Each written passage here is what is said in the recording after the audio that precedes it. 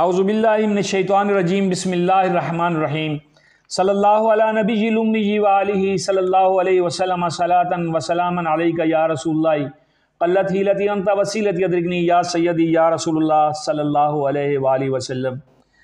درود استغاثہ آپ نے سنا، اللہ پاک آپ کو ہم سب کو پڑھنے کی توفیق دے۔ میں اکثر کہتا ہوتا ہوں کہ استغاثہ عدالتوں میں کیا جاتا ہے، درخواست کو کہتے ہیں، اور اس درود کا نام ہے درود استغاثہ۔ یہ درود اللہ کے ہاں، اللہ کے رسول کے ہاں ڈائریکٹ ہماری درخواست ہے کہ آپ کے علاوہ ہمارا کوئی نہیں ہے، پڑھا کریں، بہت بہت اس کے فوائد ہیں۔ آپ دیکھ رہے ہیں میرا یوٹیوب چینل اور میں ہوں آپ کا میزبان ملک شکیل احمد آوان۔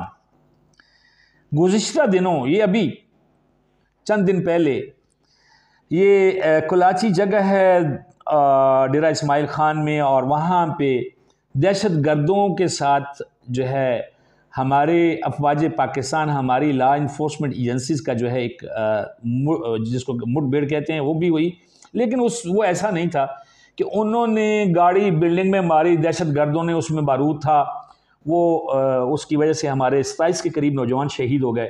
اللہ تعالیٰ ان کے درجات کو بلند کرے اور ان کے خاندانوں کو صبر دے اور اجر دے۔ وہ عظیم لوگ ہیں جو اپنے مادر وطن پہ قربان ہوتے ہیں، ان کا جو قطرے ہیں خون کے، ہم ان کی قیمت نہیں دے سکتے ہیں۔ بالخصوص وہ لوگ تو بالکل بھی نہیں دے سکتے جن کا کام ہی افواج پاکستان پہ بھونکنا ہوتا ہے۔ یہ غلط بات ہے۔ افواج ہیں، امن ہے، اللہ تعالیٰ کا فضل و کرم ہے۔ میں یہ نہیں کہتا ہوں کہ افواج نہیں، اللہ کا کرم ہے، اور پاکستانی فوج جو ہے، پاکستان کی افواج جو ہیں، وہ ہمارے لیے باعث سکون ہے کہ ہم آرام سے سوتے ہیں، ورنہ آج ہمارا حال بھی کہیں غزہ جیسا ہوتا، کہیں افغانستان کی سابقہ دوروں جیسا ہوتا۔ ایک ریگولر آرمی ہے ہماری، اور دنیا کی بہترین آرمی ہے۔ میں سلام پیش کرتا ہوں اپنے ان جوانوں کو جو راتوں کو سخت یکبختہ راتوں میں پہاڑوں پہ برفانی تودوں کے بیچ میں بیٹھے ملک کی حفاظت کرتے ہیں، سخت گرمی میں ریگستانوں میں بیٹھ کے ملک کی حفاظت کرتے ہیں۔ اللہ پاک ان کو، ان کے اہل و عیال کو، سب کو عزت، صحت اور سلامتی دے۔ میں بات کر رہا تھا کہ یہ 23 جوان جو ہے، یہ جو ہمارے نوجوان شہید ہوئے ہیں، اور 27 دہشت گرد مارے گئے، 23 فوجی جوان شہید ہوئے تھے، لیکن یہ اس وقت ہوا جب ہمارے ملک میں ہمارے جو نظام عدل ہے، اس کی سب سے بڑی عدالت جو ہے سپریم کورٹ آف پاکستان میں جو ہے، وہ لائیو پروگرام ہو رہا تھا، مقدمات کی سماعت ہو رہی تھی۔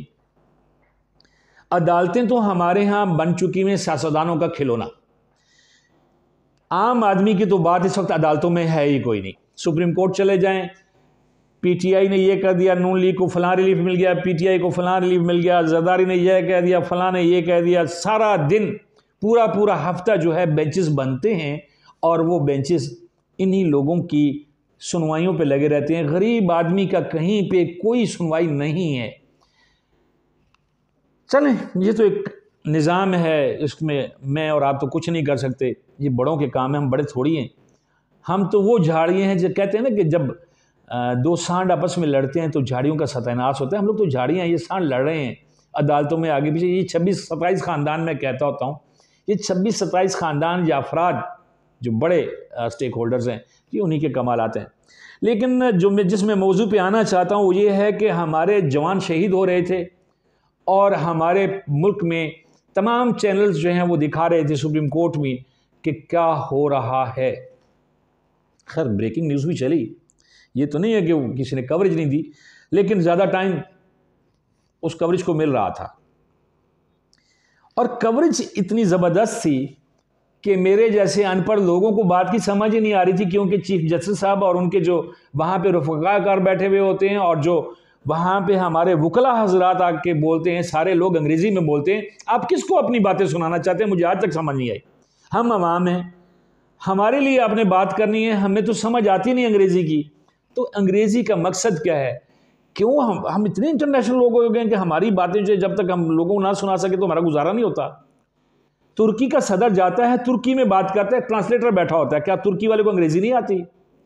کیا چائنا کا صدر جو ہے وہ جب پاکستان میں آتا ہے یا دنیا میں کسی جگہ پہ جاتا ہے وہ چائنیز زبان بولتا ہے، کیا اس کو انگریزی نہیں آتی؟ ہم نے اپنی زبان اردو زبان قومی زبان کو اتنا پس پشت کیوں ڈال دیا ہوا ہے؟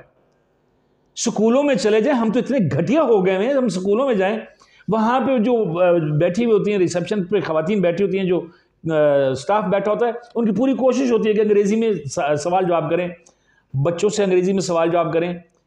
ہمارے لیے تو لازمی ہونی چاہیے تھی اردو، اگر نہیں نا تو لازمی ہونی چاہیے عربی۔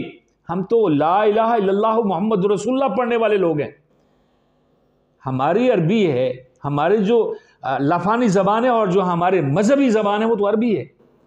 انگریزی کو ہم نے اپنا اوڑھنا بچھونا ایسے بنا لیا ہے، امی کی جگہ پہ ماما آ گئی ہے، ابا کی جگہ پہ کتنا پیارا ہے ابا جی، پاپا آ گیا ہے، کزن، کتنے رشتوں کو ہم نے انگریزی کے قدموں کے نیچے پامال کر دیا ہے۔ اب ضرورت اس بات کی ہے، جو میں کہنا چاہتا ہوں، جو میں سنانا چاہتا ہوں، اور اگر آپ سمجھتے ہیں کہ میری بات ٹھیک ہے تو میری ویڈیو کو شیئر کیجئے گا اور کمنٹس ضرور دیجئے گا، میرے چینل کو سبسکرائب کیجئے گا تاکہ مجھے بھی پتہ چلے کہ جو میں کوشش کر رہا ہوں کیا میں صحیح سمت میں جا رہا ہوں۔ میں اکثر کہتا ہوں پاکستان کی قومی زبان اردو ہے، اور پاکستانی عدالتوں کو چاہیے کہ وہ اردو میں فیصلے دیں، اردو میں بحث و تکرار ہو۔ بہت سارے جونیئر وکلاء جو وہاں پہ ہوتے ہیں، یہ ضروری ہے کہ سارے وکیلوں کو انگریزی آتی ہے، یہ سارے وکیل جو ہوتے ہیں وہ انگلش حفظ کی بھی ہوتی ہے، نہیں وہ کئی میرے جیسے بھی ہوتے ہیں نا۔ اردو میں بحث و تکرار ہو، اردو میں سوال و جواب ہو، اردو میں فیصلے لکھے جائیں تاکہ عام آدمی کو سمجھ آئے کہ ہمارے خلاف کیا لکھا ہے اور آنے والے وقت میں ہم کیا کر سکتے ہیں۔ انگریزی کا لکھا ہوا فیصلہ ہوتا ہے، انگریزی میں بات کی جا رہی ہوتی ہے، بیچ میں میرے جیسا ان پڑھ کھڑا ہوتا ہے، مدعی ہو یا ملزم، اسے کچھ پتہ نہیں ہوتا کہ اس کی قسمت کا کیا فیصلہ ہو رہا ہے۔ آرام سے پولیس آتی ہے، پکڑ کے لے جاتی ہے۔ اگر اردو ہو تو شاید وہ بھاگ جائے کہ یار مینوں تو ہن جج صاحب تو نہ لگے نس جاواں، لیکن ایسا نہیں ہے نا، اس کو تو پتہ نہیں ہوتا، وہ بیچارہ انگریزی میں بول رہے ہوتے ہیں، وہ تو کھڑا ہوتا ہے، آرام سے آ کے پکڑتے، بعد میں پتہ چلتا ہے کہ میں مقدمہ ہار گیا ہوں، میں جناب علی مجرم ڈکلیئر ہو گیا ہوں۔ ہونا یہ چاہیے کہ اردو ہر شعبے میں، چونکہ ہماری قومی زبان ہے، اس کو رائج ہونا چاہیے۔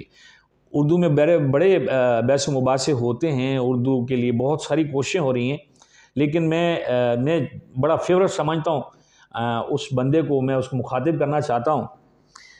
علی احمد کرد صاحب ہیں، ایک وکیل ہیں، غالباً ان کا کوئٹہ سے تعلق ہے، بلوچستان سے، بہت جوشیلی تقریر کرتے ہیں۔